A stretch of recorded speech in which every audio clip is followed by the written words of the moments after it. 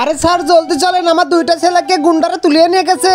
সকাল 10টার ঘটনা। আরে চাচা আসতে বলো, আসতে। আরে স্যার জলদি চলেন। আরে চাচা আমি তো ধীরে ধীরে কথা বলতে বলেছি। আরে স্যার আমার দুইটা ছেলেকে গুন্ডারা উঠিয়ে নিয়ে গেছে। আমি যদি ওদেরকে এখন 10 লাখ টাকা না দিই তাহলে আমার ছেলেকে ওরা মেরে ফেলবে। সেন্টি গাড়ি বের করো। এর আগে তুমি হিন্দু হলে কমেন্ট করো আর মুসলিম হলে লাইক করে দিয়ে সাবস্ক্রাইব করো। আজকে দেখা যাবে কার শক্তি সবচেয়ে বেশি। স্যার ওই তো আমার ছেলে। আর যদি 10 মিনিটের ভিতরে তোর বাবার টাকা নিয়ে না আসে তাহলে তোর খুবরি উড়িয়ে দিব। আরে স্যার কি করতেছেন আপনি? যদি গুলি চালান তাহলে তো ওরাও গুলি চালাবে। ওদেরকে ধরার জন্য আমাদের বুদ্ধি খাটাতে হবে। আরে এখন আমি কি বুদ্ধি খাটাবো? আরে আমি তো বুদ্ধি পেয়ে গেছি, দেখো তোমরা আমি কি করি। আমাকে দেখতে কেমন লাগতেছে? আরে স্যার আপনাকে তো অনেক হট হট লাগতেছে।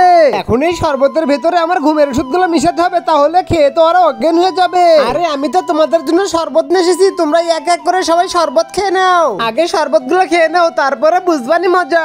ইস রে মালটা তো সেই খাসা। আরে এখন তো সবাই অজ্ঞান হয়ে গেছে, আগে এদেরকে আমি মুক্ত করে নি। তোরা দুজনই বাসায় যা, আমি এদেরকে দেখতেছি। দাঁড়াও, কোথায় যাচ্ছ?